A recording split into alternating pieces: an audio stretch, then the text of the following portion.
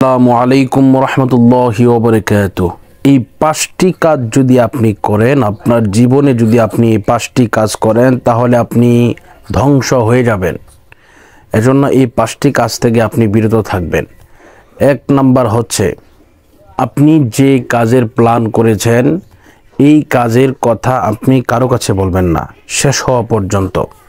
আপনি যদি শেষ হওয়ার আগে যদি আপনি এই কথাটা বলে ফেলেন, তাহলে দেখবেন আপনার বিরুদ্ধে অ্যাকশানে যেতে পারে, অথবা এই কাজটি করার জন্য আপনার জন্য একটি বাধা হয়ে দাঁড়াতে পারে।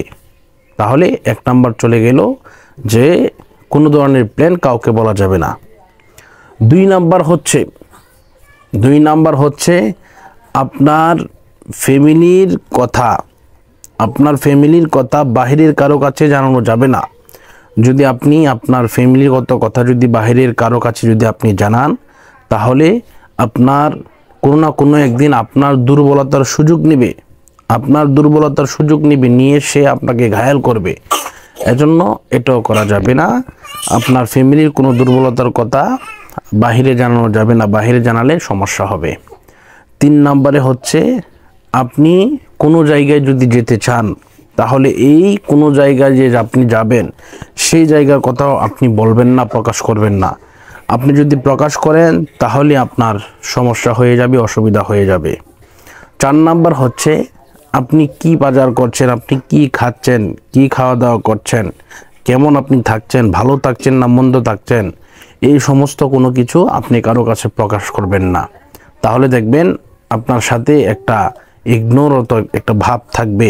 সে যদি খারাপ অবস্থানে থাকে, আপনার ব্যাপারে সে একটা খারাপ চিন্তা ভাবনা করবে, আপনাকে যে কোনো কিছু দ্বারা ঘায়াল করার চেষ্টা করবে।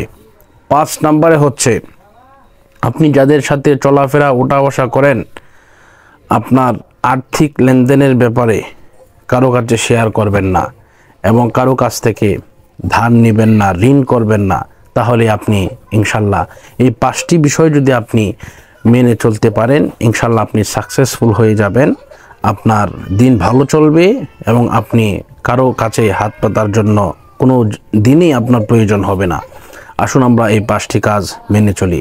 আজকের মতো বিদায় নিচ্ছি। আসসালামু আলাইকুম রহমতুল্লাহি ওয়া বারাকাতুহু।